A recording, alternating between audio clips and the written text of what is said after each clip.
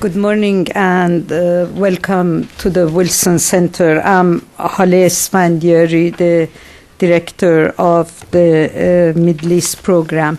Today's meeting on America and the peace process, a view from the region, is part of the Joseph and Alma Gildenhorn Middle East Forum. We have been very fortunate to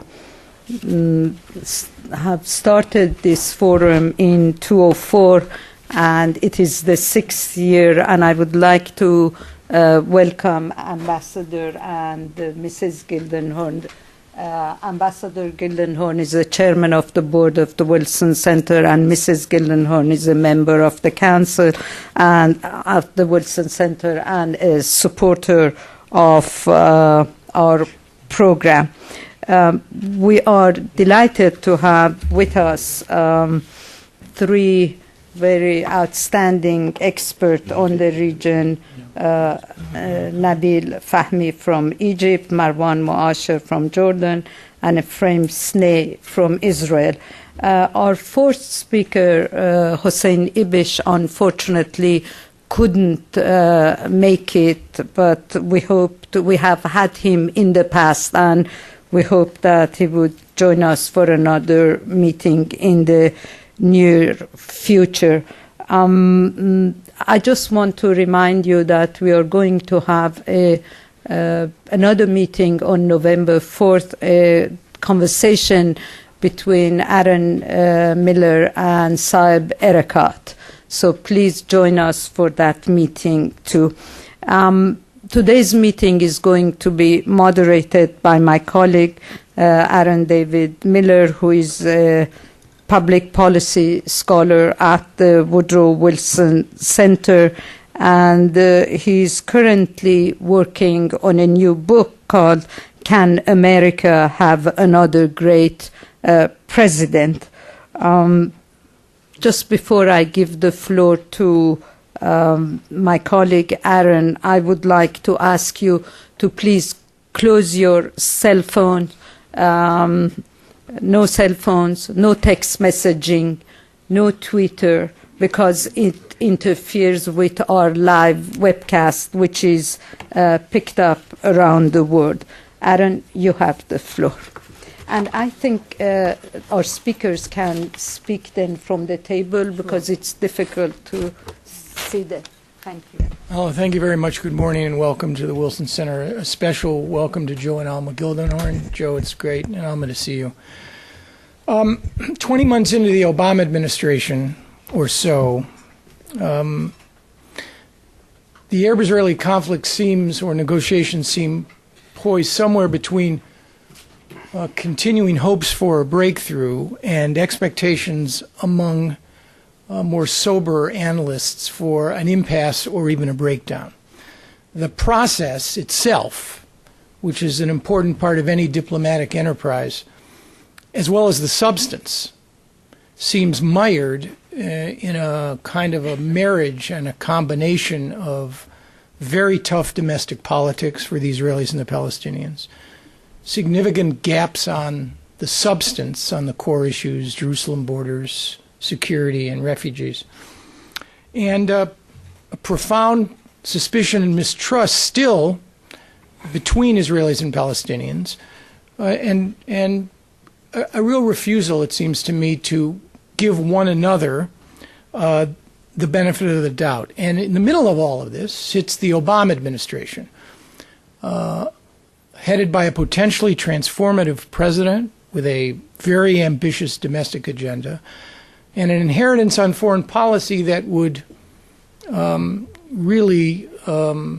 cause great consternation even among the most seasoned foreign policy presidents and secretaries of state. This administration came out harder, louder, and faster on the Israeli-Palestinian issue than any of its predecessors, without exception. It has raised expectations, it has generated activity, and it has set a tone and a commitment to Israeli-Palestinian peacemaking that is really quite unique within the last 20 months. At the same time, the administration emerged without what even a kind and gentle observer might characterize as the absence of a coherent and cohesive strategy to produce the objective that it so publicly highlighted. The president seems, on one hand, trapped between a process that he will not and cannot walk away from, and yet on the other, constrained by an unwillingness or an inability, or perhaps both, to do what is required to achieve his objectives, which is, on his watch, the creation of a Palestinian state living alongside the state of Israel in peace and security. So it seems to me the core question, I'm going to ask our three distinguished panelists to speak to this, is whether or not, given the limitations on the Israelis and the Palestinians, which are quite severe, even among the most hopeful, whether or not a potentially transformative American president can compensate for the absence of urgency and leadership, which seems to be missing to produce a successful negotiation and an agreement with his own sense of leadership and urgency. And like so many other issues that the administration confronts in Afghanistan, Iraq, Iran, Pakistan, there are so many moving parts and elements beyond Washington's capacity to control.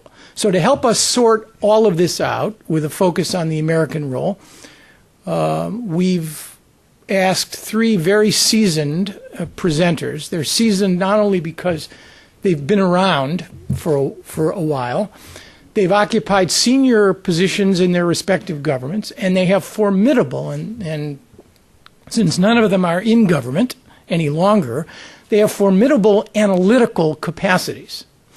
And it seems to me now, before you can begin to suggest what anyone should do, an assessment of the way the world is required. The fact that they're no longer in government also compels me to say that they should try to be as clear and as honest as they possibly can. They've assured me they will. I'm very sorry that Hussein Ibish, who in my view is a very erudite and honest observer of these matters, can't be with us today to provide a Palestinian perspective. I'm going to ask each of our speakers to talk for 15 minutes, again to comment on the current situation and the view from the region. I may take the liberty as moderator to ask the first question, but then we will go directly to your questions. So with that brief introduction, in alphabetical order, I'm going to call on Ambassador Fahmy to begin. And Nabil, you may speak from wherever you want. Thank you, Aaron.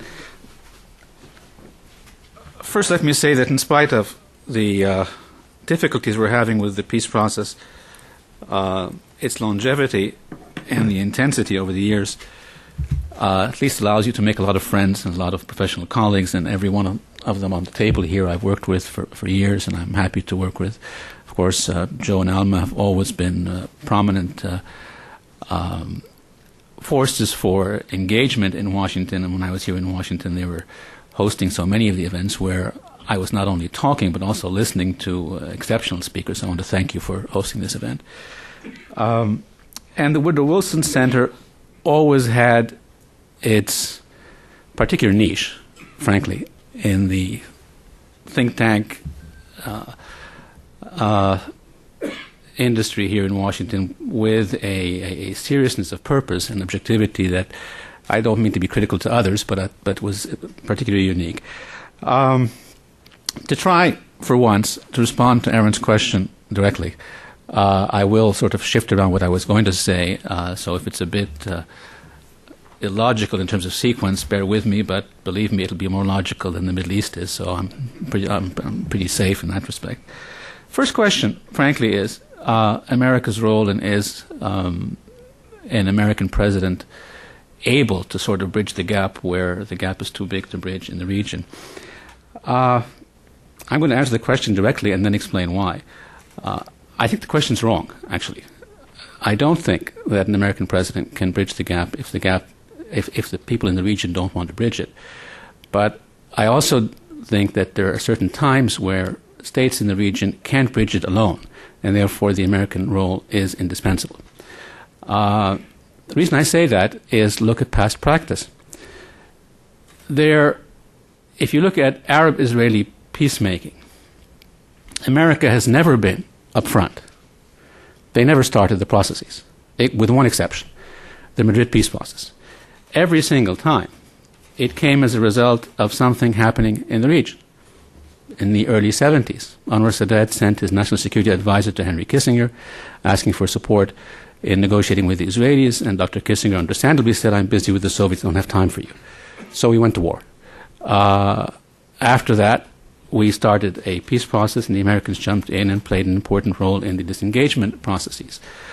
You can go on and on up until, and then Sadat went to Jerusalem, was not not initiated by the Americans.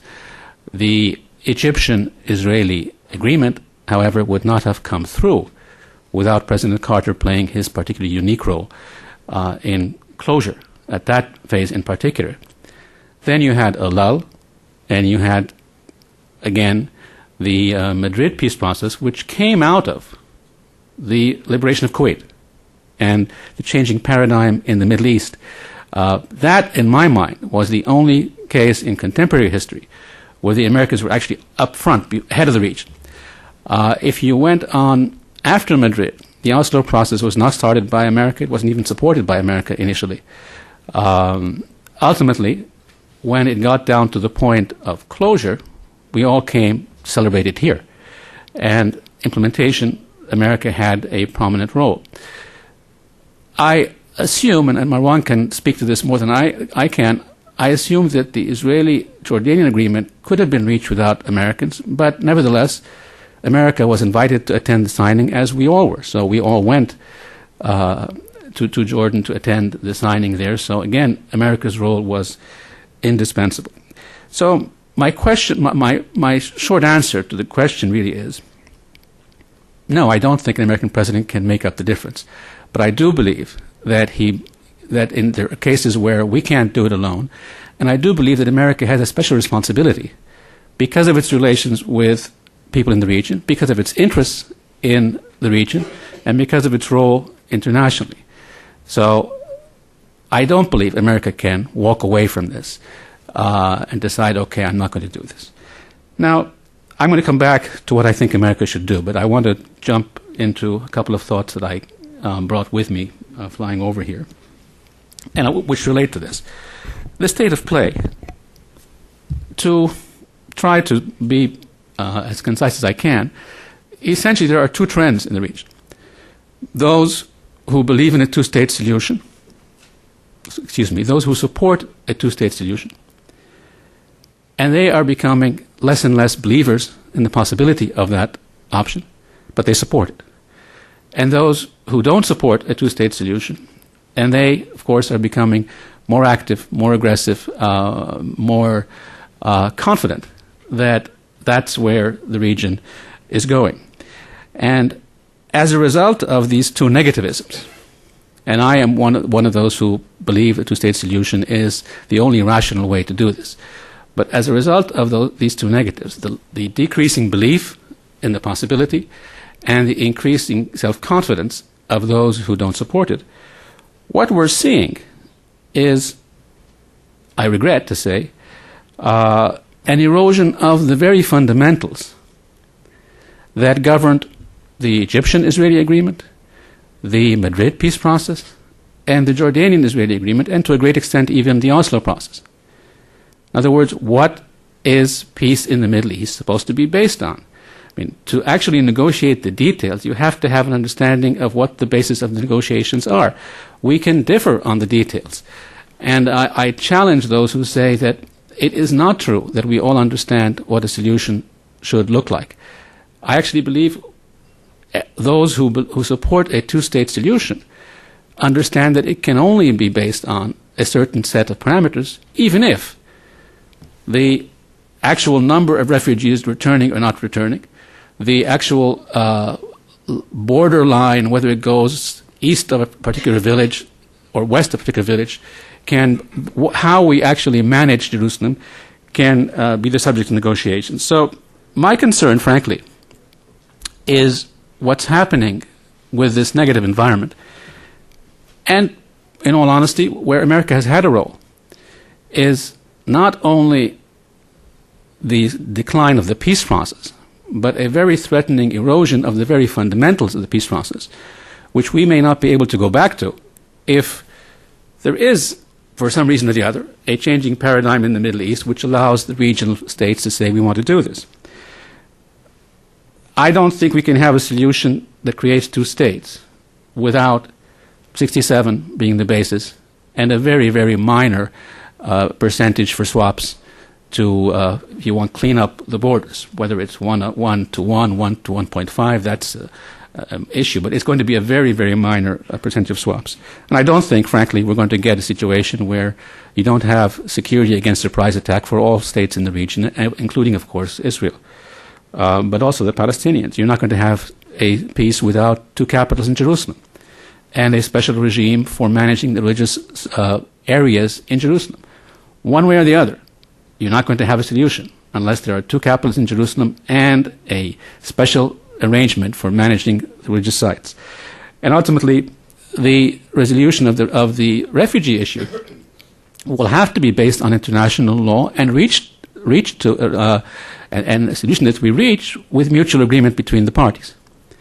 So there has to be a basis, but then it's going to have to be agreed upon between the parties. In many respects, and I often asked to challenge Aaron's book, which I keep saying that I agree with his frustration, although I may differ a little bit with the conclusion. I actually believe that it's because these parameters are so clear. That's the reason why we're having so much difficulty now. Because they're clear. Because everybody knows that unless we do this, you're not going to have a solution. So once we start doing this, everybody assumes we're doing it on the basis of these parameters. And I was asked to be extremely candid and blunt. I've actually always been candid and blunt, but you can attribute it to honesty rather than a government position if you want. I have serious questions about whether Prime Minister Netanyahu actually wants to have a two-state solution. No ifs, no buts. I have questions about that because he's chosen a political coalition that is not only right of center, he's right of center. He's chosen to go much further to the right of center, and it's by choice. So I find it very difficult to see this coalition coming up with a package agreeable to the Palestinians.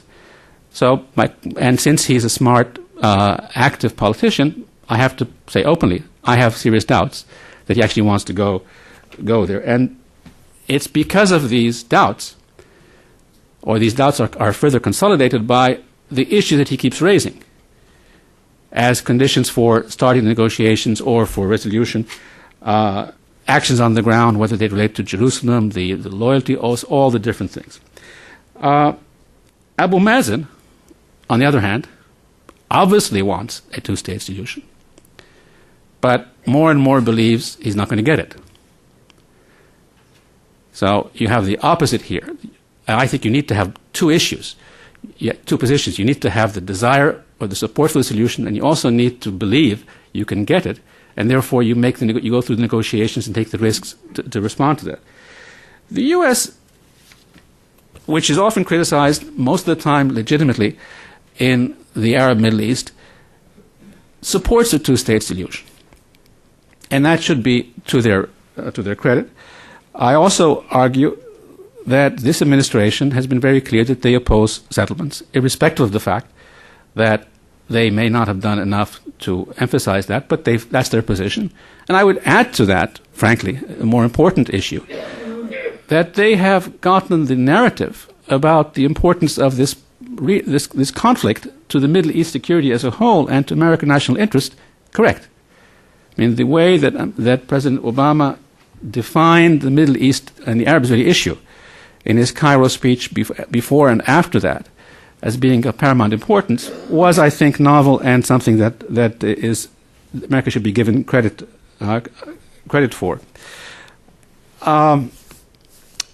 And this, frankly, reminds me of both President Carter and President Bush, like you Americans like to say, 41, rather than 43, where they put the importance of Arab-Israeli peace in the larger context. I want to argue that the changing parameters of what the solution should be has been continuing during this administration, but didn't start with this administration. Among the significant shifts in the parameters were the assurances that George Bush 43 gave to Sharon, where he talked about the settlements and refugees. So and this administration has not gone back on those.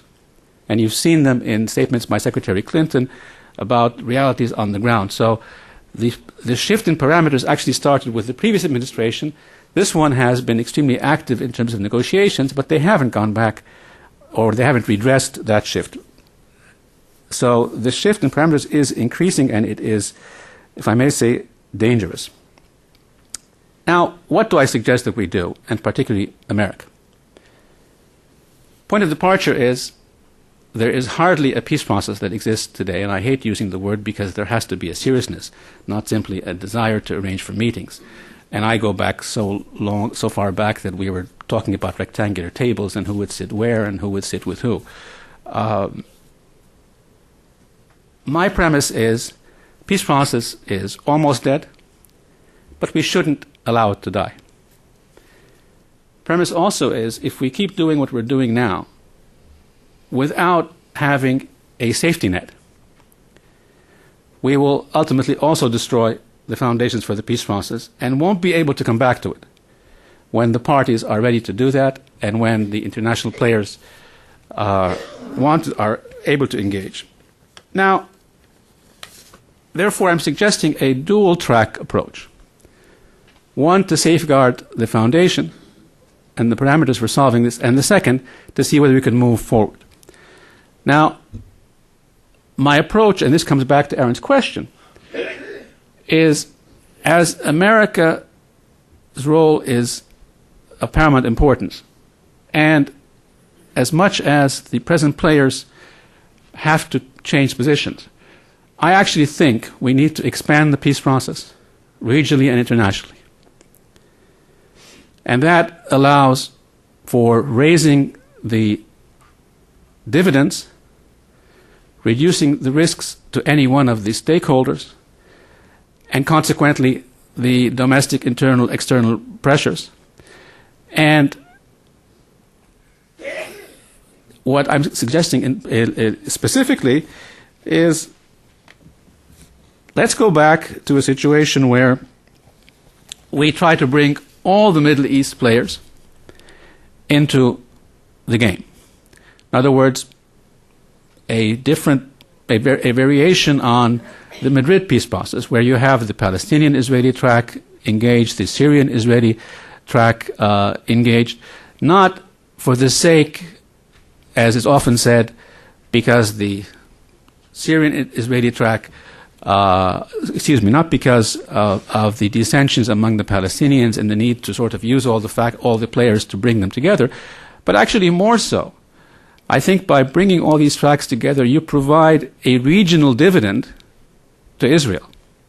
That if there is a solution to this, you will not only have peace with the Palestinians, but you will actually have peace with all the Arab countries. And consequently, the dividend is much larger. And if you look at the Arab peace process, peace initiative, it also means having normal relations with everybody else. Therefore, the return on whatever risks that Israel would take would be much greater. I would argue that also that in concrete terms, America's role is indispensable. There are no solutions without America being there, but I question whether America can do it alone. The quartet seems to be sort of a back, like they do in the finance, in the backroom support, but not an active political support, and I'm not sure America, for all the different reasons, can actually bridge this gap alone. So what I argue is we need to expand the bridging process from only America to America and the Quartet, and even going farther than that. Now, specifically, my suggestion is the following. I think the Quartet, as a first step, led by America, should develop an enunciated package of parameters, like in many respects an enunciated agenda, whether we're looking at 67, what actually that would mean in their mind, that it would be 67 and a one-on-one exchange. If you're looking at the issue of Jerusalem, the elements that I suggested to you about two capitals plus a special regime in Jerusalem, how they see the issue of refugees being resolved, and also the issue of security. Now, let me also just make one point, and those of you who have time should research this a little bit. All of these components, by the way, exist in the very first resolutions that were adopted by the United Nations. If you want to go back to the first resolutions creating Israel and a Palestinian state, it talks about a state for the Jewish people and an Arab state. It talks about how you would respond, a special regime for, international regime for Jerusalem. I actually think you can find that the Quartet, based on those original resolutions, with minor modifications regarding to, we're talking now about the 67 borders, not the 48 borders, that the context of those resolutions and the language of those resolutions presented in a larger enunciated package by the Quartet, presented to the parties. In other words, the parties would have to say that they don't agree to peace based on these kinds of details presented to them by the Quartet members, all the four summit members. Frankly, the negotiations thereafter, be that for 3-6 months on the details, would not be about whether there will be right of return or not, whether it will be 67 borders or not. It will be on where you delineate the borders. It will not be about do we have two capitals in Jerusalem. It will be about where exactly you draw the lines and what are the cooperative arrangements.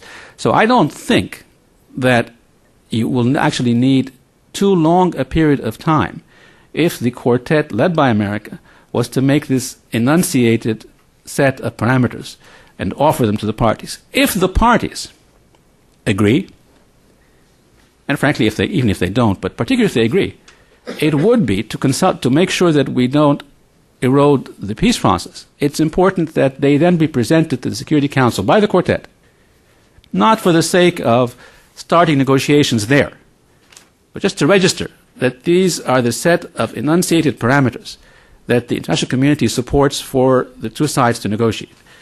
I say this not to transfer negotiations into the UN, but just to register that the whole international community supports this process. If you're saying no to everybody in the world. And if you fail, we still have these enunciated parameters registered there for us to come back to at a later time. Therefore, Aaron, if I may say, my conclusion to your answer is,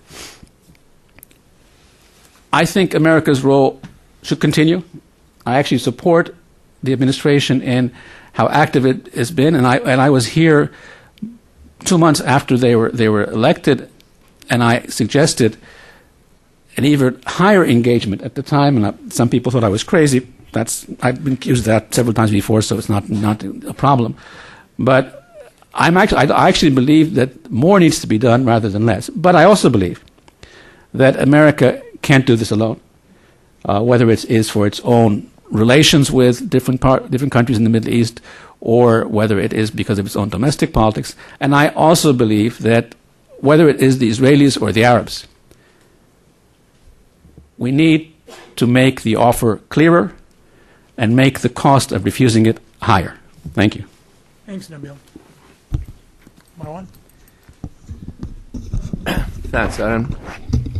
I'm glad to be at the Woodrow Wilson Center again, too. Let me start by saying, in response to your question, yes, I do think the U.S. is capable of having a role. I think the U.S. should have a role, and I think the U.S. is capable of bringing about a settlement, but in order to do that, they would have to fundamentally alter their present bilateral approach of direct talks. That approach suffers, in my view, from three major limitations. One, it is still favoring process over substance. It is still advocating an incremental approach that has 19 years after Madrid and 17 years after the Oslo Declaration failed to bring about a settlement. And still think that somehow through putting the two sides together, in 1 year they are going to produce an agreement that they couldn't produce in 17 years while settlement building takes place and the status quo is not frozen. And still believe that somehow the publics on both sides are still supportive of such a process when we know clearly that in the last decades both publics do not believe there's a partner on the other side. The second major limitation is that, in my view, bilateral talks are no longer attractive to either side. Neither side can give what the other side wants through bilateral negotiations. Israel does not want peace with half the Palestinians. Israel wants peace with the whole Arab world. Israel wants a solution to the Hamas issue, to the Hezbollah issue, to the Iran issue. And half the Palestinians are also not able on their part to sign a peace treaty with Israel without, support from the rest of the Palestinians or, for that matter, from the Arab world. So I don't think the bilateral talks is going to produce an agreement that either side wants or feels is desirable. And the third big limitation is time. Let's talk honestly and clearly, as Aaron said, we don't have time anymore. Time is not on side of the process. Time has run out. After 9 years of settlement building, we are in a situation where the number of settlers in the West Bank has grown from 250,000 at the time that Oslo was signed to over 500,000 today. 1/4 of the West Bank population today is settlers. And we still talk about, let's see if we can find another process that somehow would produce an agreement that would result in two states. The bilateral approach simply does not work, in my view.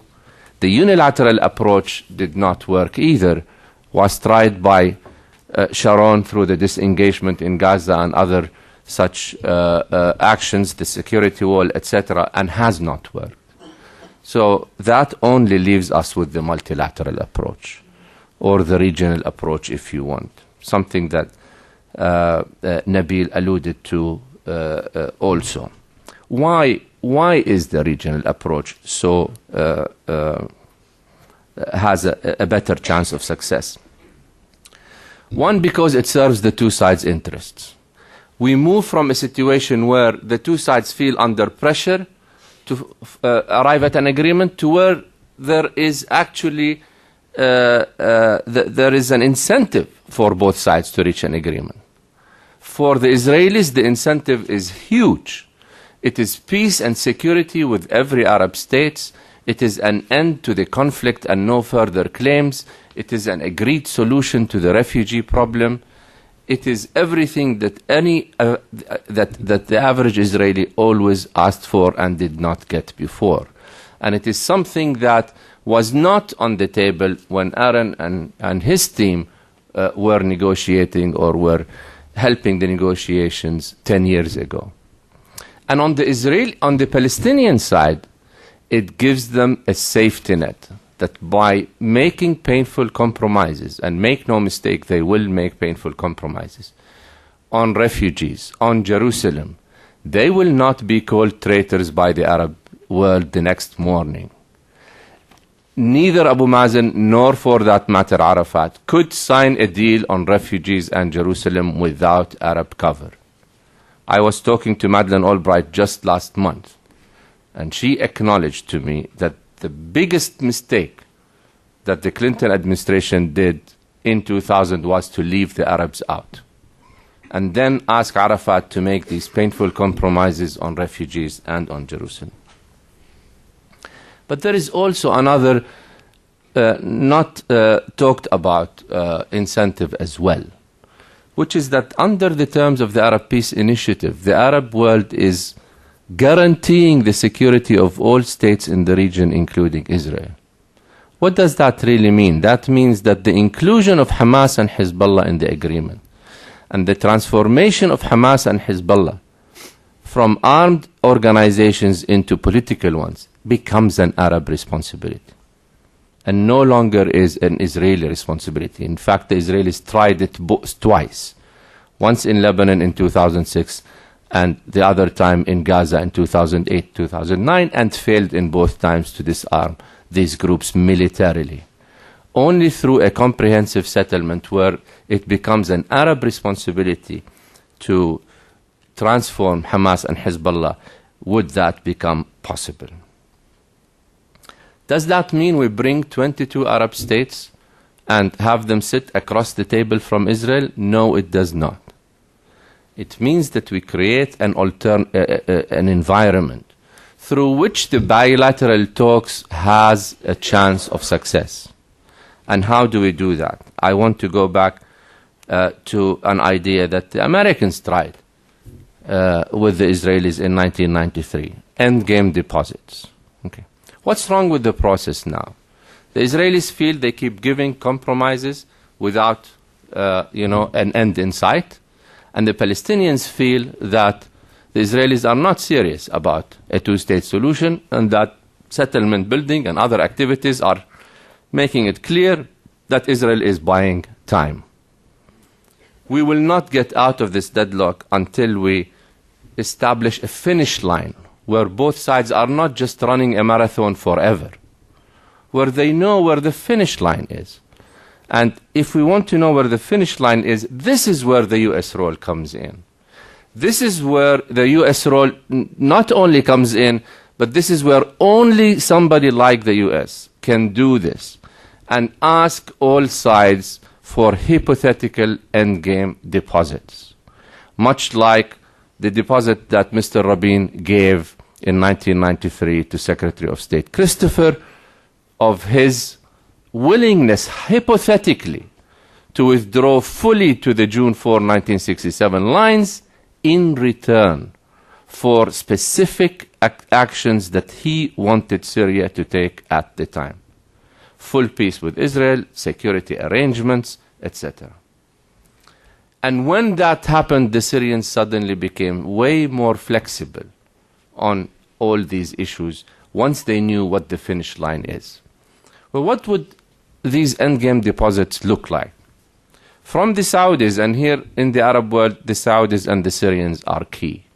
You are not going to have peace without a solution to the Hezbollah problem, without a solution to the Hamas problem, and so the Syrians have to be brought in.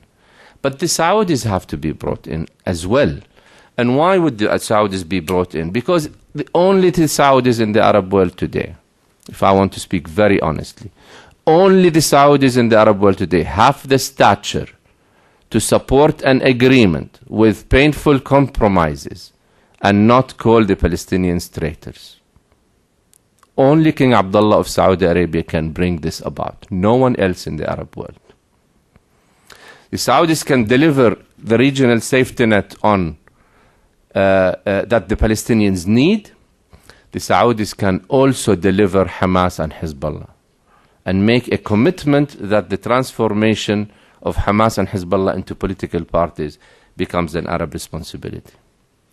And with the Syrians, the Syrian endgame deposits will have to include a change of their relationship with Iran, a total cut-off of their military and logistical and financial support to groups like Hezbollah. And for the Israelis, it will have to mean, as Nabil said, 1967 with minor modifications on the Palestinian track, full withdrawal to the June 4, 1967 lines on the Golan and East Jerusalem as the capital of the Palestinians. There is no solution that will work without East Jerusalem. And in my view, no solution that will work with one side having sovereignty over East Jerusalem and the other side has not. So the solution on Jerusalem would either be a shared sovereignty or no sovereignty. But for one side, whether it is the Israeli side or the Palestinian side, to claim sovereignty while the other side has no sovereignty is something, in my view, that does not work. If the United States, and only the United States, can get all these endgame deposits from the Palestinians, from the Israelis, from the Syrians, from the Saudis, if they are able to do so, then a package can be put on the table. A package that will not be met with surprise from all the parties, but where the parameters will more or less be known. And we all know what that package is. It's going to be a combination of the Arab Peace Initiative and the Clinton parameters. And I doubt any amount of negotiations, even if they take 100 years, are going to come up with a package that is vastly different from what the two sides have agreed to so far.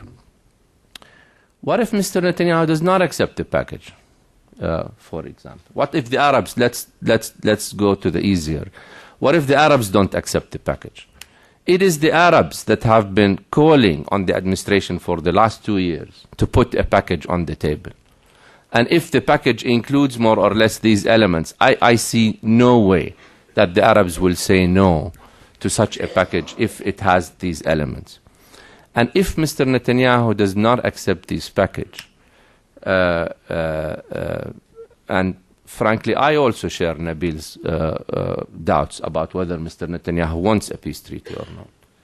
But if he doesn't, this is not the first time that the United States or the Arabs started the peace process with an Israeli premier, but did not end with the same premier. We all remember, we went also to Madrid with Shamir. Shamir did not last when it became clear that he wasn't serious about a package. And I think that the Israeli public will hear from Ephraim now.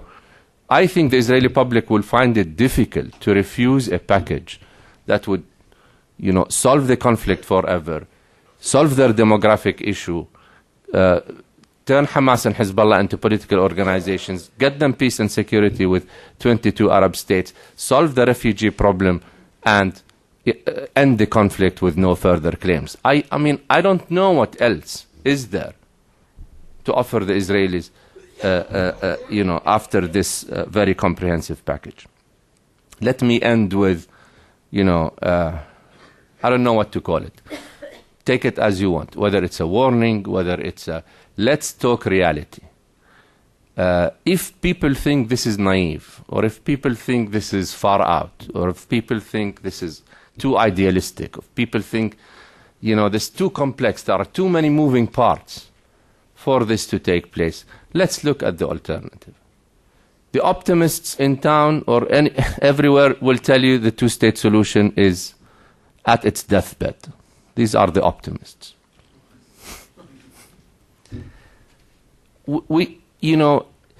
I know people have been crying wolf for a long time, but let's look at the facts today, as they are today. Israel today is a country of 7.5 million people. Take 300,000 Russians, and you are left with 5.7 million Jews and 1.5 million Arabs in Israel proper. You add to that 3.6 million Palestinians in the West Bank and Gaza. And today you have a situation in which there are 5.7 million Jews and 5.2 million Arabs. We can no longer, ignore this. If there is no two-state solution that is affected very, very soon, we will be at a situation where the number of Arabs and the number of Jews is today equal, and in 20 years' time, the Arabs will be the majority. I know a lot of Israelis will say, we will worry about it when we come to that. Something will happen. We'll get rid of the Gaza Palestinians. Maybe. But the very real possibility, in my view, is that the Arabs will start asking for equal rights within the state they're living in if they cannot have a state of their own. So for those who have doubts about the regional approach, all I want to say is the alternatives, in my view, will be much worse. And only the US can do something like collect these endgame deposits and put a package on the table. Thank you. Awan, thank you very much. Frahim? Thank you, Awan. I will try to answer the three questions in 15 minutes. The first one, why it is stuck. And I think that the process now is stuck because of the simple reason that the United States and Israel failed to reach a comprehensive strategic understanding which will create a linkage between the peace process with the Palestinians and how to forestall the Iranian danger. The idea, the basis of such understanding should be Israeli readiness for flexibility vis-à-vis the Palestinians in the talks, and on the American side, agreed upon action plan if the sanctions fail to stop the Iranian nuclear project.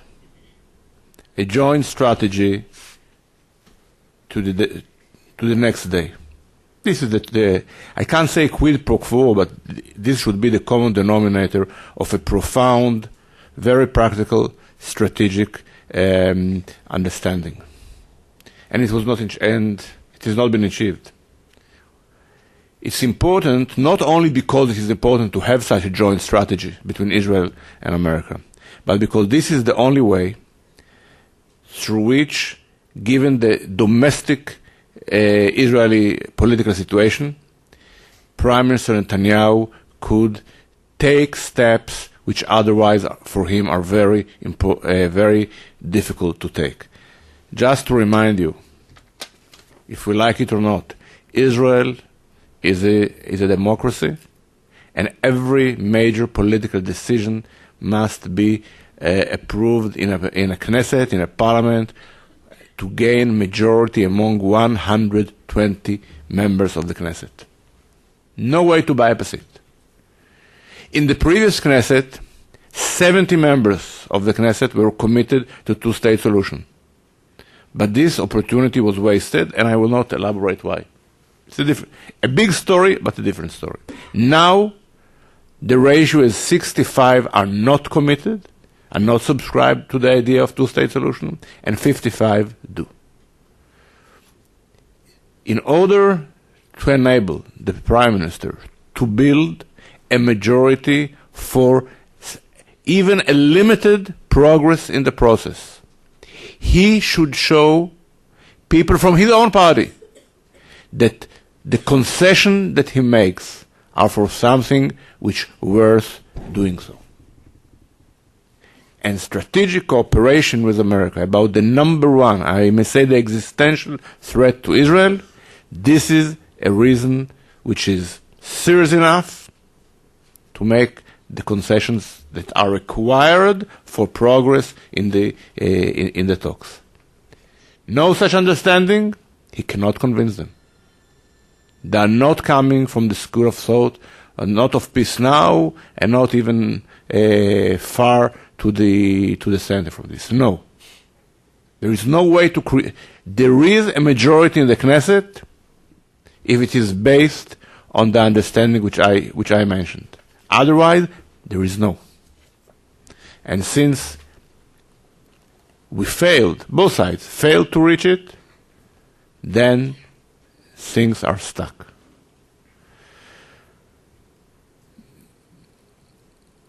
Second question is how the U.S. role is viewed from the region, or I can speak about Israel. And I put aside all those who attack the president because of other reasons, using the dispute or misunderstandings with Israel. and I say it in brackets, but it's important, those who try to turn the support to Israel here in America to a partisan issue are causing a great harm to Israel. And I see that there are people here who use Israel as a tool in their election campaign. It's a mistake. It's a mistake. I close the brackets. And I will say, to make things clear, I think that the president is a friend of Israel. I think that his staff, the people around him, are friendly to Israel. And I condemn all the accusations against him that he is not. But, having said that, there is a disappointment. Even people who are impressed by the good intentions of the president, by his set of values, by his sincerity to push things forward, are disappointed. And they are disappointed because of a lack of decisiveness in this administration. Decisiveness vis-à-vis everybody. Everybody that is required to be decisive vis-à-vis him. There is no follow-up to the speech in Cairo. What is the follow-up after the speech in Cairo? The fault line, the global fault line, goes across the Muslim world. And one has to decide in which side he is and to confront the other side. You can't sympathize with the Darfuris and send sweet messages to Omar al-Bashir. You have to decide, you are with the students, or you are still toying with the idea to one day to hug Ahmadinejad. Either of the two. It doesn't go together. And the lack of decision to confront when needed, to take sides, and to be very harsh on the other side, this is the source of disappointment for people like me. And the U.S. role is crucial. There is not because someone can substitute the parties, the Israelis and the Palestinians. More than that, neither of the parties, Israelis or Palestinians, can obtain their national objectives without the United States of America. Neither of them. And it brings me back to my previous comment. A bold standing against Iran may help to reach in the Israeli side what is needed to go forward. It's not a condition, but Marwan said something which is very important. What are the incentives? What are the incentives for the Israeli people to support agreement? How we change this arithmetical paradox that in the Israeli public, 2/3 are in favor for two-state solution. And the support grows as those additions are growing. Comprehensive agreement with the Arabs, more security guarantees, and so forth. And parliamentary minority. How you overcome this paradox? And the third question is, what can be done? I think it's not too late. It's not too late to reach this strategic understanding, which I consider is sine qua non, indispensable for having progress in the process. I think that we can craft joint strategy about Gaza. This is a subject that everybody forgets, and people remind when they need pretext why agreement cannot be achieved, then they say, but 40% of the Palestinians are under Hamas, so no agreement is valid. It can be changed. The Hamas imposed itself on 1.5 Palestinians in Gaza by force, by brutal force. And a joint strategy of United States and Egypt, Israel and the PA, can change it. There is something which is very unnatural in the fact that Gaza is controlled by Hamas. It's not in the framework of the 15 minutes, but if needed, I can explain why. Why all countries of NATO are fighting against Taliban in the mountains of Afghanistan, in the desert, in Kandahar, in Kabul. But the fact that 1.5 million Palestinians are living under the Palestinian version of Taliban, nobody cares about. All the relevant governments actually de facto accept the takeover of Hamas over Gaza. And I think that if we are looking for doing something, it is an action plan on Gaza. And only with Egypt, only with Israel, only with the United States, only with the combination of the major of the relevant forces, it can be achieved. So, if to be practical, that's what can be done. I must say one example of an American success, and this is the Dayton Plan. The project that, with the generous and determined will of America, there is a success to build a good, effective Palestinian military force which is loyal to the government of Abbas and Fayyad. And it is an example when there is a will, capable people to implement it, and convergence of interest of all the parties involved, something good can be done. Thank you. Ephraim, thank you very much. A few observations, and then we'll go to your questions. There was clearly, there was enough clarity and honesty in these presentations, I think, to last me for several weeks.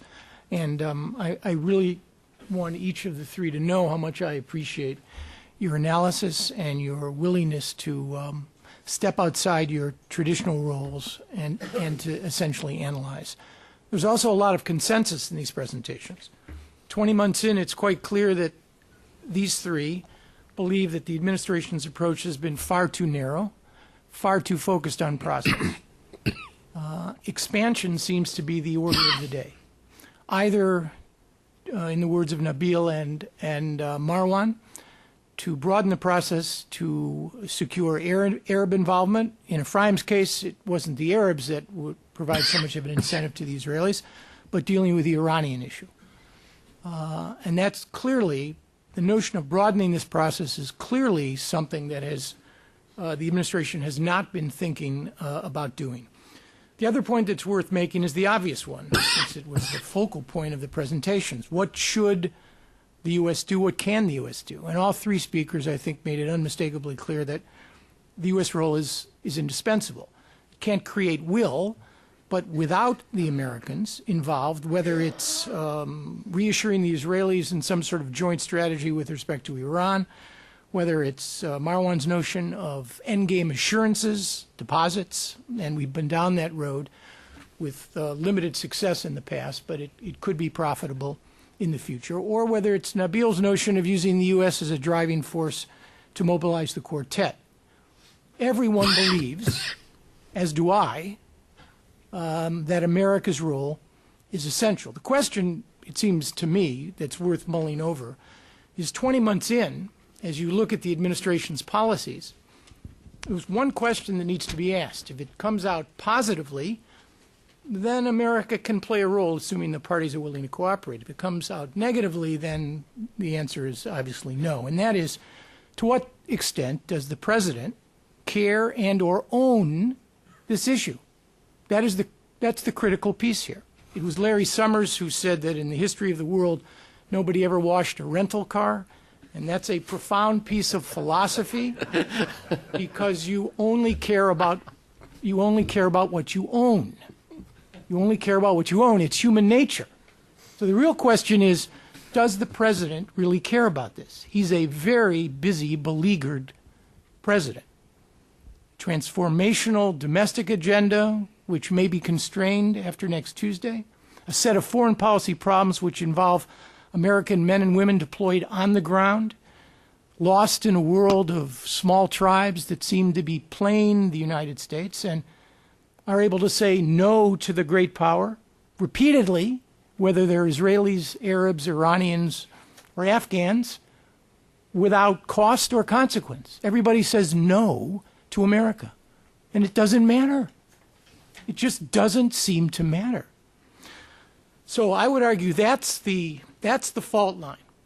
And one last comment on domestic politics. Even if the House and Senate go south, in the unlikely event that both houses are ceded to the Republicans after next Tuesday, and the president's congressional arithmetic looks really bad, that will not and has not in the past stopped willful, smart, and capable American presidents of making the right decisions when it comes to the national interest.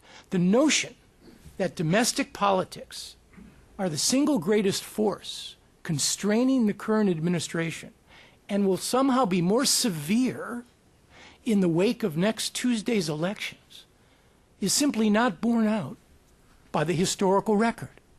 When a willful president in pursuit of the national interest pursues a smart policy, particularly in this region, presidential politics trumps narrower domestic political concerns every single time. That depends on will, that depends on effectiveness, but it is a reality. So with those observations, let's go to as many questions, I might add, I'll emphasize that again, questions, as we can. And please, if you'd identify yourself and wait for the microphone, that would be terrific. Right here on the right. Al Beagle, and I'm a lecturer on Iran. I note in summary from the speakers, Israel, the critical dimension is security. The package is on the table. It's been there for quite some time. But Netanyahu had expressed a thought that seems to have been rejected in terms of that security function. One, we would stop the settlements if you recognize Israel as a Jewish state. And yet, the feedback to him, to give him the political scope to move on, did not come back positively. Now, can you go into that? Can the panel go into that? Because it hones on to the question about Iran in terms of that feature. And the Arab world, this multidimensional, multilateral effect rather than narrow approach. But the key is, from the Israel's perspective, the critical dimension is true security and a warm peace. Could you please address that? Ephraim, do you want to, and then we'll hear from I think you. I said it's very, very clear. Benefits or support in forestalling the Iranian danger, especially if sanctions fail. This is the most important thing to Israel, and even people who believe that, for instance, expansion of settlement is a good thing may give it up if they gain better assurances against our main and existential rival. That's what I said. Ephraim, now let me ask you, where do you come out? Or would you summarize where you think Israelis are on the question of recognition of Israel as a Jewish state, or Israel as the nation state of the Jewish people, whatever formulation, as either a precondition or as part of an endgame resolution of the Israeli I'll put it very, very, very clearly. I think there is almost 100% consensus in Israel that Israel is a Jewish state and the Jewish state. No other option or no other definition is accepted by 99, if not more, of the Israelis. No doubt about that. This is the essence of Israel. This is what Israel is all about. If somebody wants to be sure, he can go to the 29th November 47 resolution of the United Nations. It says a Jewish state. But not all the Israelis, and I think even not majority of them, think that this should be a precondition for agreement. We didn't demand it from the Jordanian. We didn't demand it from the Egyptians.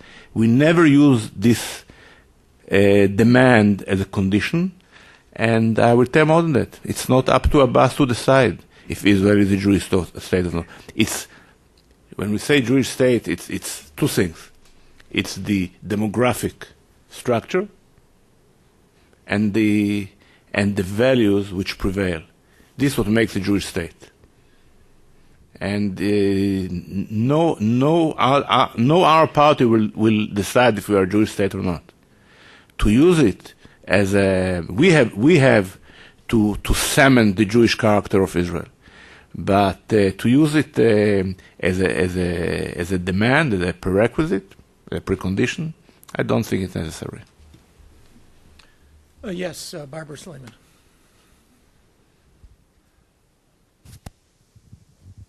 Hi, Aaron. Wonderful to see all of you here. Barbara Slayton, independent journalist.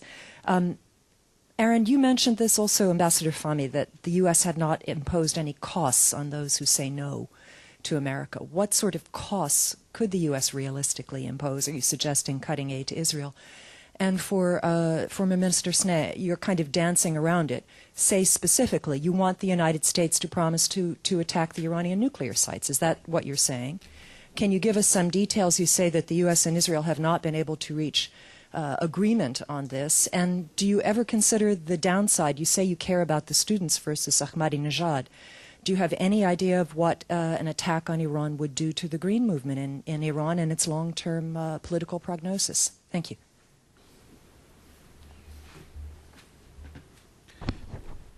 Well, Barbara, let me answer your question and also in a way quickly answer a point that Aaron was making, or comment on the point Aaron was making.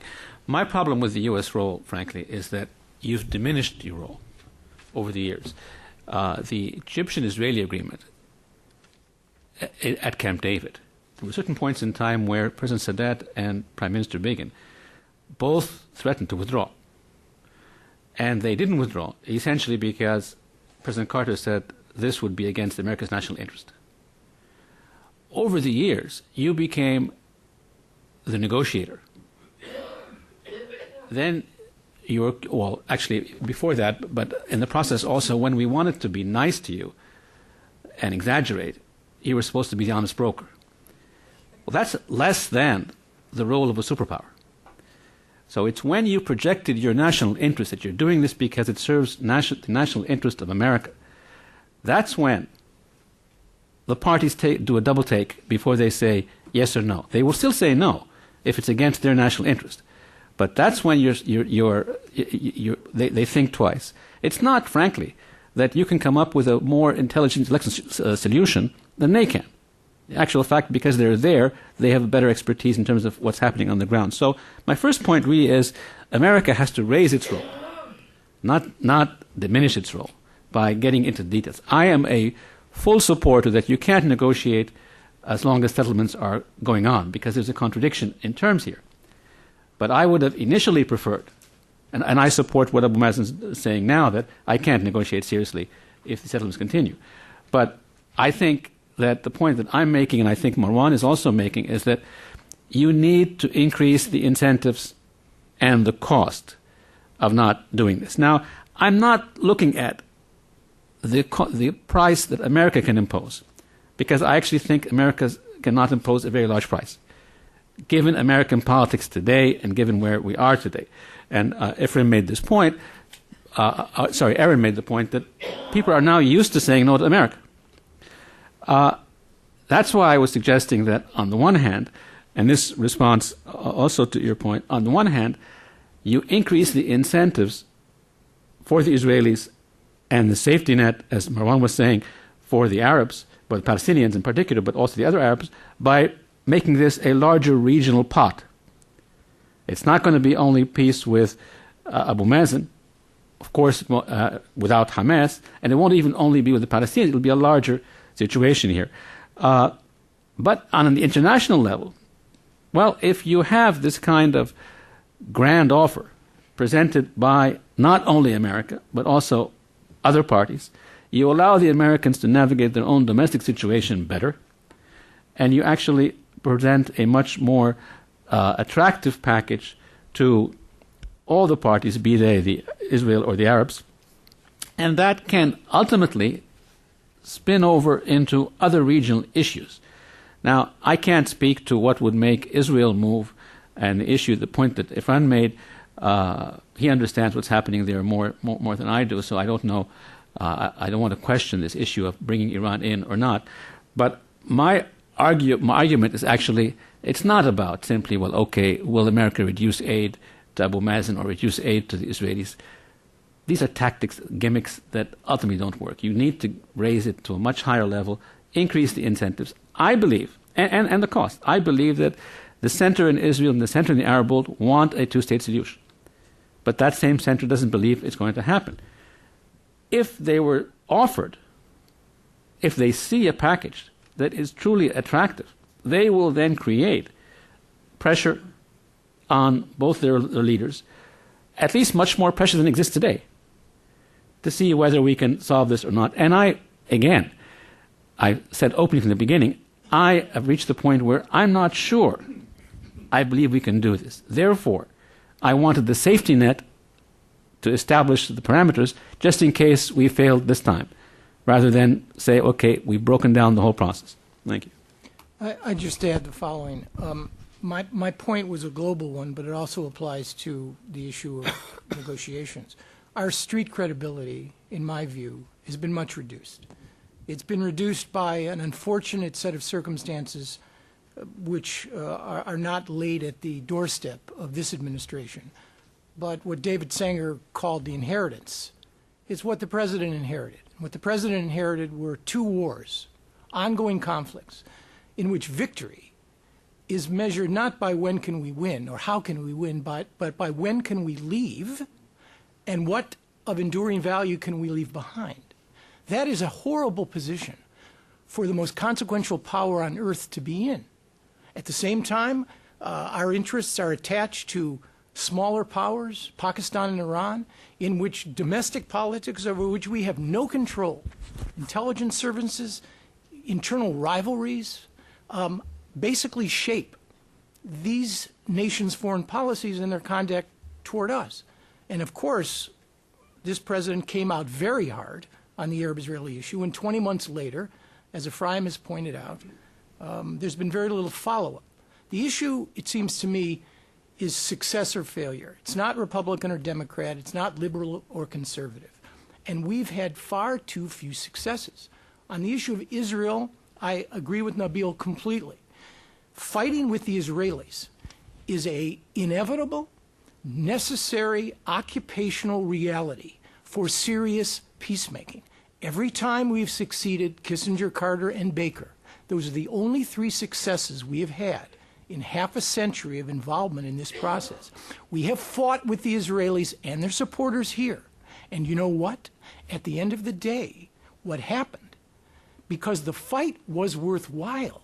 It wasn't over a comprehensive freeze on settlement activity, which no American administration will ever produce. Ever produce. If you want to fight with the Israelis, who are our best friends, but we can also be effective mediators as well, then make the fight worthwhile. Make the fight over something that at the end of the fight, the American president, the Palestinian president, and the Israeli prime minister all benefit. That's what I'm talking about. And we are perceived to be weak.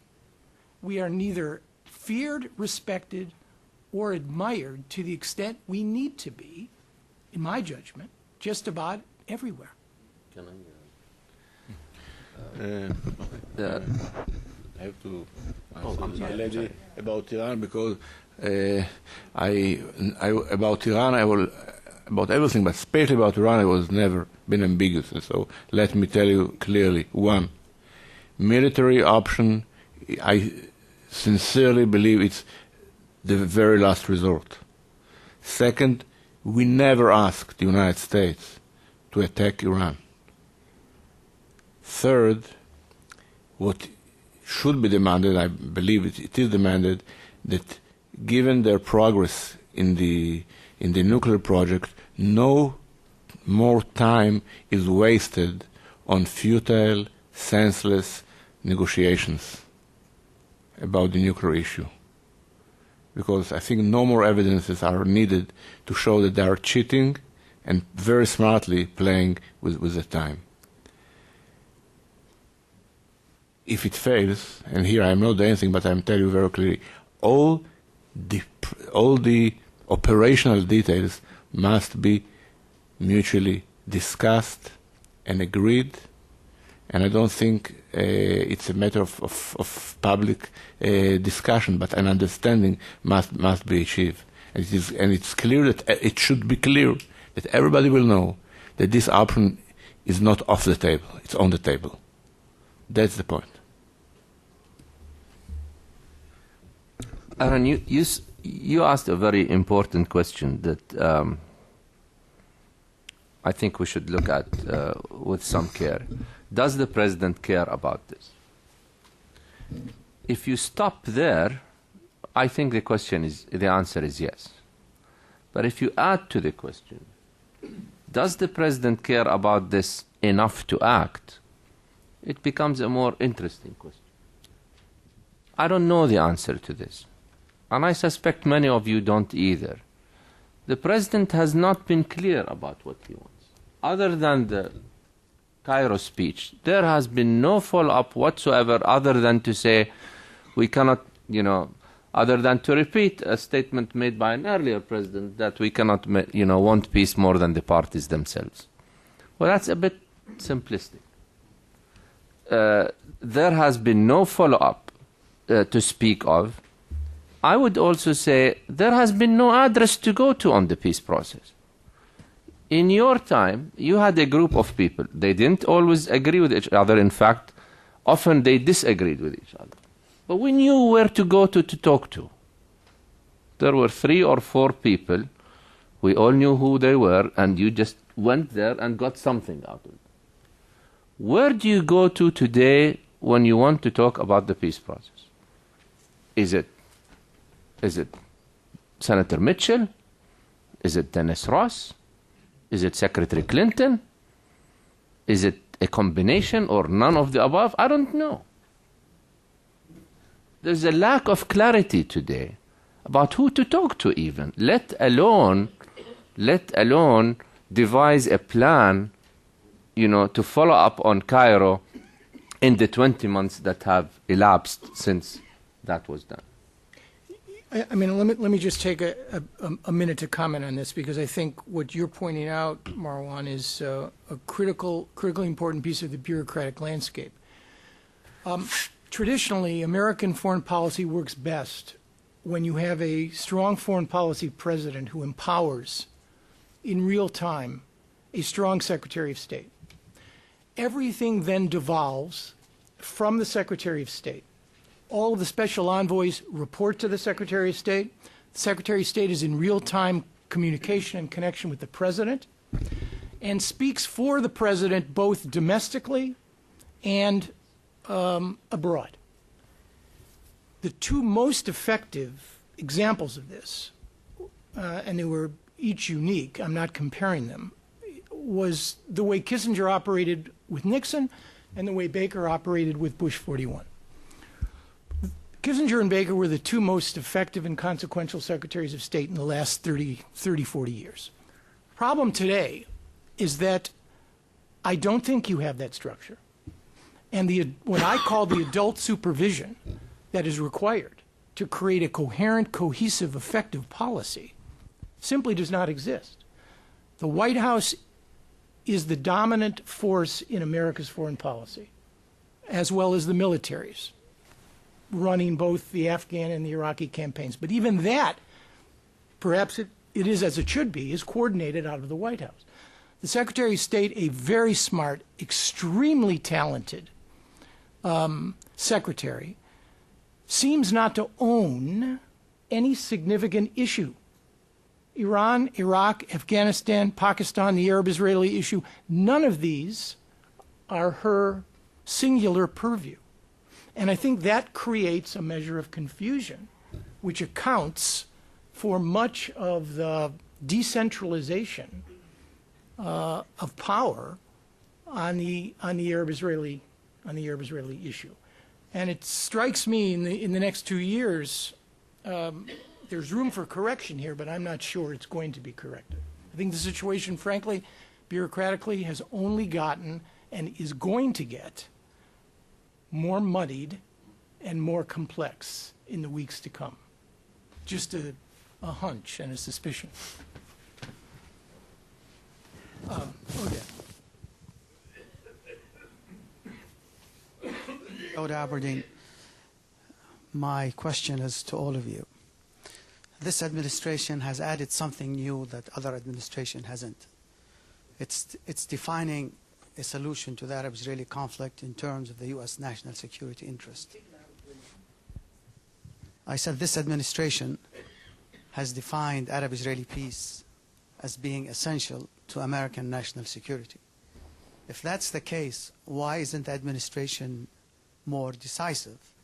Two, all of you have spoken about the various components to what will eventually lead to peace. When will the President take these components and tell both sides, this is our vision for a lasting peace, because it's in our national interest to get the two of you to live in peace and harmony? And Who wants either of those questions? Marwan? National security? Yeah, it's true. This administration is probably the first administration that has said clearly that solving the Arab-Israeli conflict is in the U.S. national interest, is a U.S. national interest. Okay, but I mean, as we have said before, you know, the power of words alone is not enough. If it is a U.S. national interest, then it must mean, I assume, a very active U.S. role to get this conflict to end. Because not doing that is not in the U.S. national interest. We have not seen these words matched with the level of action that is going on until now. It has been too incremental, too slow, without the personal intervention of the U.S. President, without an active role by the Secretary of State, and with more of the same. So, whereas the words are different, the actions are not. Is how I would put it. Nabil? Yes. As I said in my first comments, one of the things that one should credit the administration with is that they brought back the argument that we need to give the peace process a priority in the region because it affects the security in the region and because it serves America's national interests. That's something which we always need to credit the administration with. But I agree with Marwan, it's what happened after that that's the problem. If you look at how Obama was received in the Middle East, it's interesting that, actually the perception from Israel today is the same as the perception from the Arab world, that he was received as something new, novel, looking forward, and now everybody's frustrated for their different reasons. It's because of what happened after that. Now, my point is, you can't achieve a solution in the Arab-Israeli conflict without a extremely important, prominent American role. But I raise the question, given today's politics, and given the point that Aaron was making, that people are now used to saying no to America, how do you highlight the incentives and emphasize the cost of saying no? Either the administration comes out with a very clear, concrete set of proposals and an enunciation of the consequences of saying no to these proposals, and I don't think it's going to happen, given today's politics. Or, in the absence of that option, then you look at how do you increase the pot regionally and increase it internationally, so that saying no is not only no to America, and America can domestically say, well, I need to go this far with the Russians and with the EU and with the UN, because I need all of these on other regional issues in the Middle East, and so on and so forth. So my long answer to your question, do I expect the administration to come up with a full-fledged proposal? Frankly, I don't, at least not in the near term. And I want to use that just quickly to refer to something previously and what Marwan said. I also believe that the president cares. He would not have chosen to make these issues so prominent so early if he didn't care. But can he do it now, given where we are now, irrespective of whether what they did was right or wrong? I'm not sure he can do it alone, and that's why I'm calling for more American role, but more stakeholders there and more parties. That's the only way I see this moving forward. Yeah. The notion that the Israeli-Palestinian agreement is a security interest of the United States must be more accurately defined, and one clarification is needed. It's true, but it's not that all those who hate America and fight against America will stop doing it if the Israeli-Palestinian conflict is resolved. They will continue. Let's be very clear about it.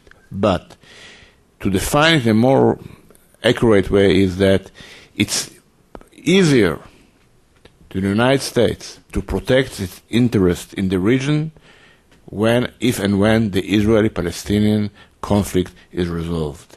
Here lies exactly the American interest. That's why it's so fair and honest and reasonable to craft this understanding that I can take care of your security interest and you will take care of mine. Yes, here. Either one. We'll come to you next. Sorry. Okay. Thank you. Heba Al-Qudsi from Al-Masri Al-Yawm Egyptian newspaper. Heba Al-Qudsi from Al-Masri Al-Yawm Egyptian newspaper. I have two questions actually.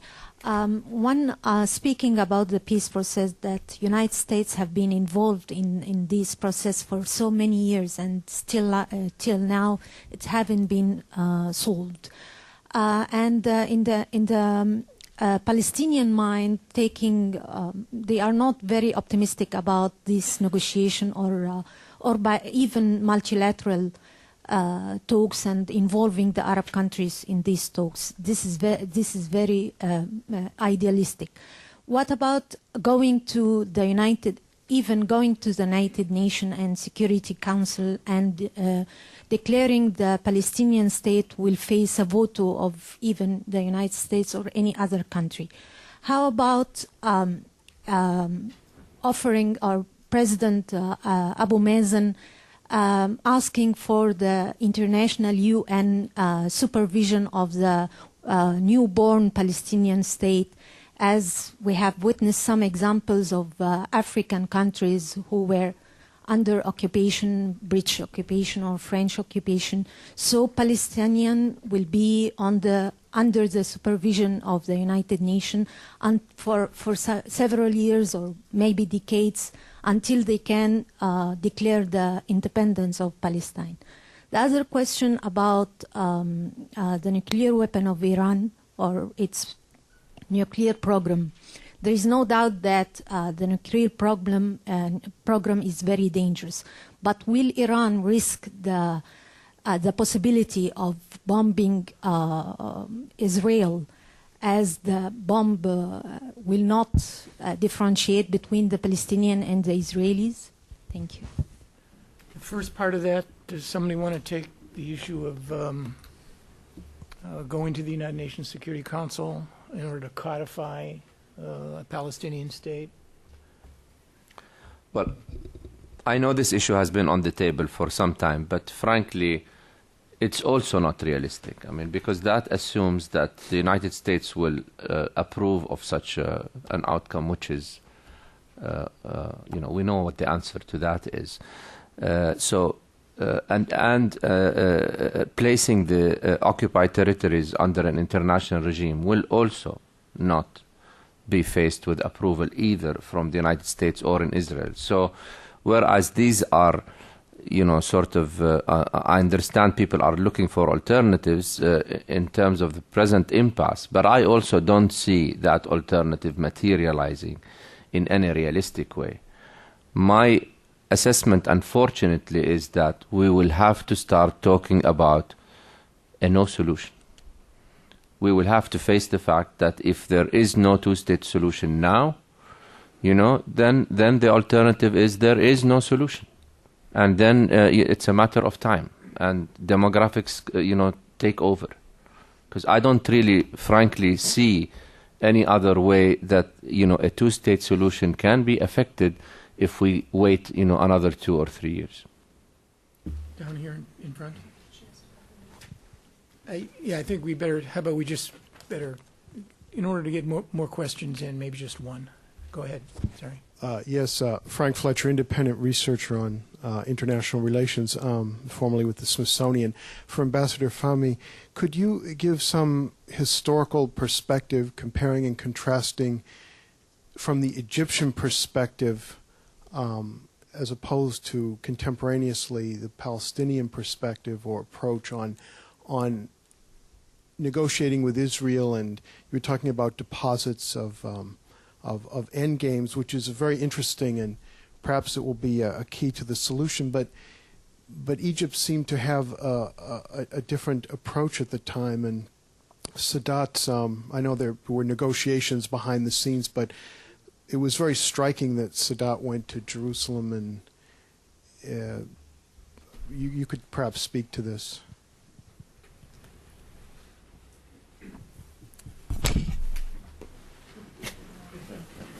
That may be the answer, but sorry. Well,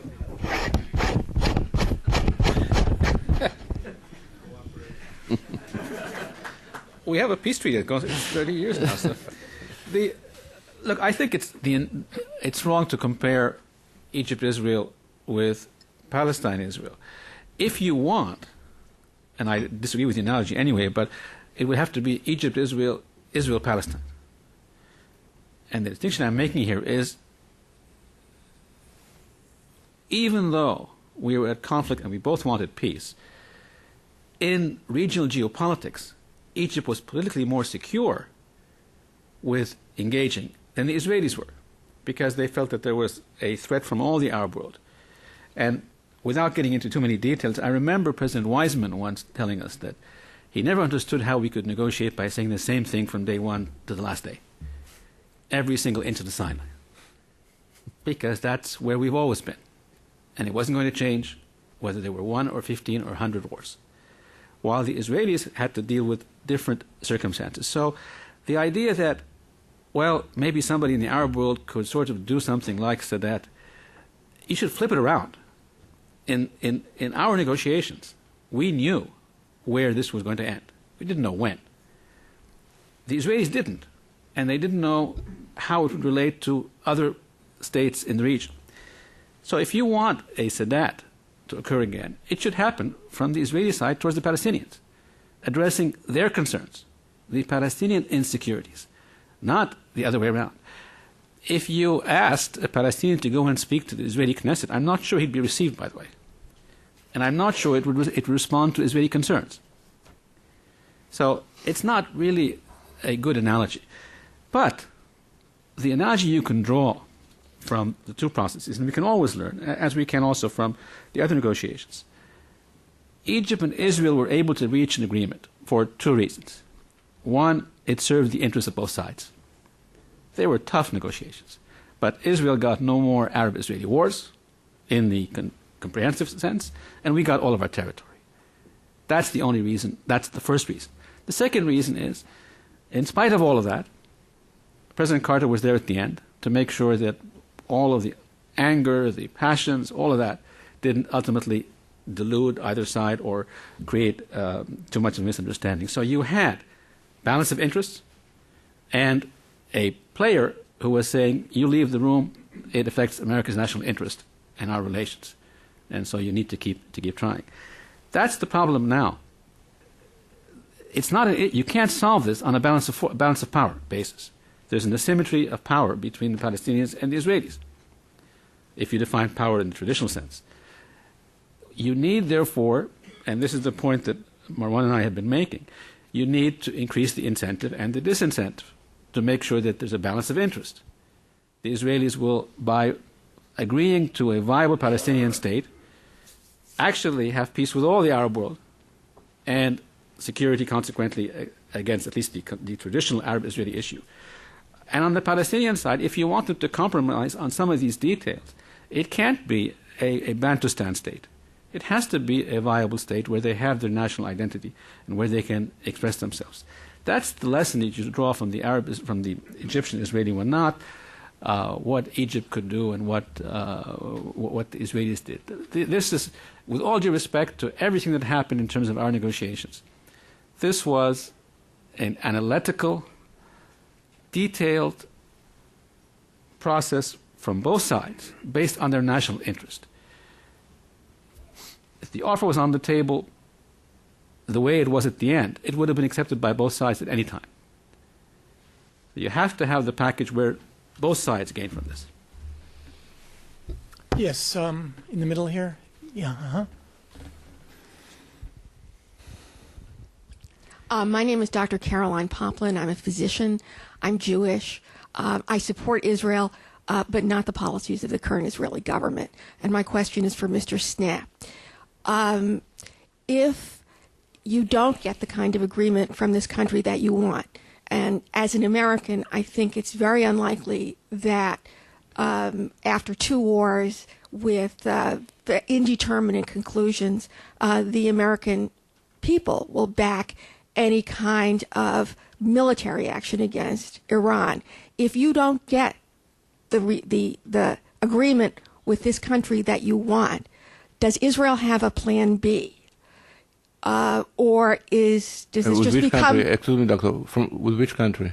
If we don't reach agreement? Does Israel have a plan B for what to do about the peace process if you don't get an agreement from the U.S. on what to do about Iran? Or does it just become an excuse not to do anything? At first, I'm glad that I'm not the only Jewish doctor in this room. That's a very good line.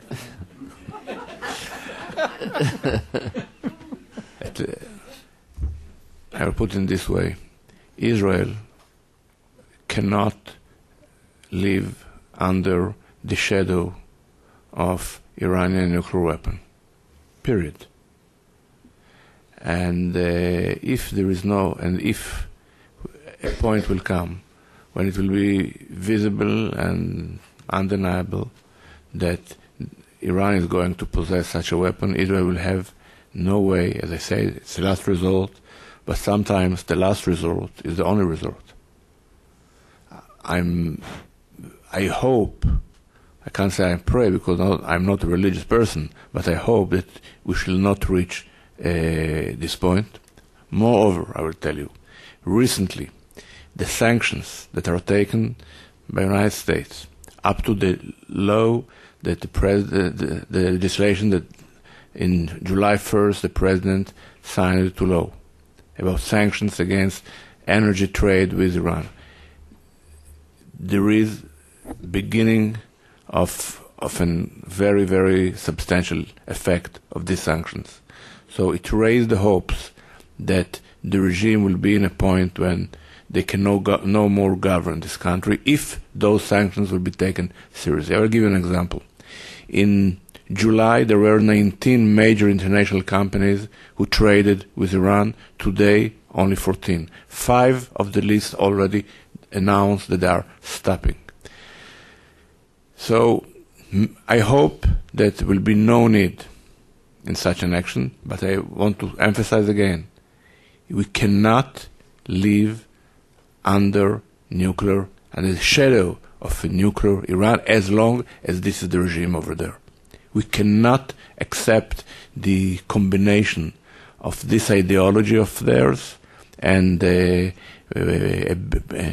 ability to wipe us out as they are committed to do. No way. No way. Yes, down here in the fourth row. There you go. Thank you for this. My name is Tom Getman. I'm an NGO executive and former OCHA UN board member. It begs the question, of course, from a humanitarian point of view about the dangers of any nuclear weapons in the region. And my question is, because at least I know about the three of you on this side of the panel, in each of the governments you served, you helped facilitate and engage very much with the NGO and the UN community. You traveled with us, your principals traveled with us to see what was going on and the impact of the annexation process and the matrix of control in Gaza and in the West Bank. And I'm wondering if you can give us any hope, insight about the strength of the civil society. We know the percentages politically.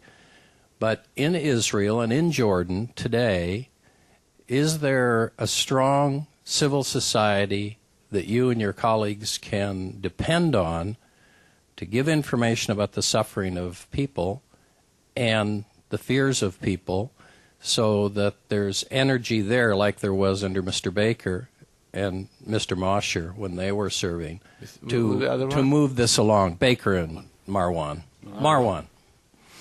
Because it really was a strength, I think, in the process to have that kind of personal engagement with the UN system and the NGOs. Now they're being limited in what they can do, both in communication and in operations. Yeah, I mean, do you want an Israeli and Jordanian comment on civil society? Part of your question relates to the role of this organization in protecting the suffering. I believe you don't mean the suffering of the Israeli people, and you are... No, the trauma of the Israeli people and the suffering of the Palestinians. There is no shortage of organizations who are very keen to take care of the suffering and to make and to publish their finding, even sometimes in an overinflated way. This is not the problem. We have no shortage of this organization, just on the contrary. If they were more balanced, as they are diligent, it was very good. Regarding the role of civil society in making political changes, it will not the civil society which will make a change, but it's at the end of the day, this is political parties which have to, by a democratic decision of the Israeli people. And the challenge is to convince the Israeli people that a package that is put on the table is a real one that we should buy it. It's not a matter of civil society. I'm not sure how to answer this question, Tom. I and you have worked, as you said, very closely on the NGO's role in the conflict. Today you have a situation in the Arab world, at least, where civil society is not on the side of peace. And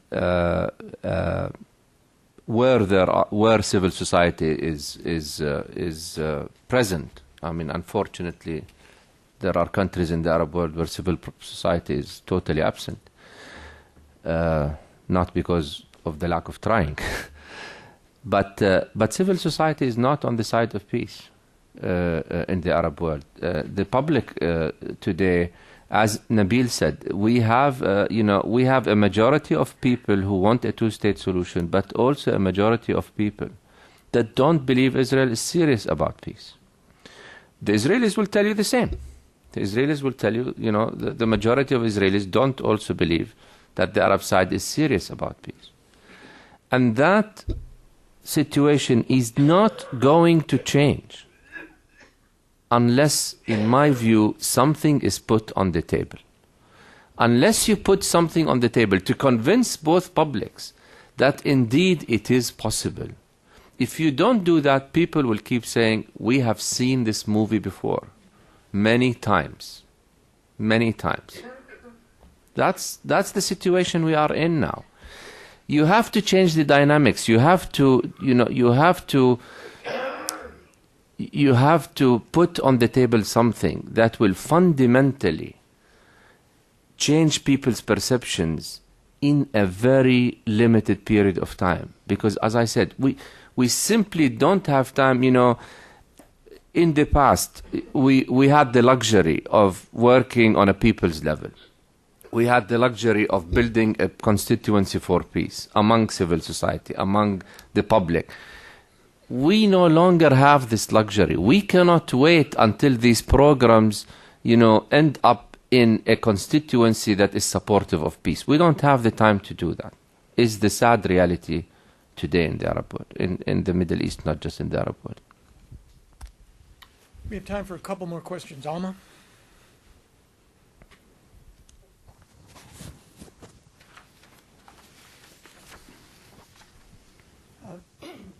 I'm Alma Gildenhorn.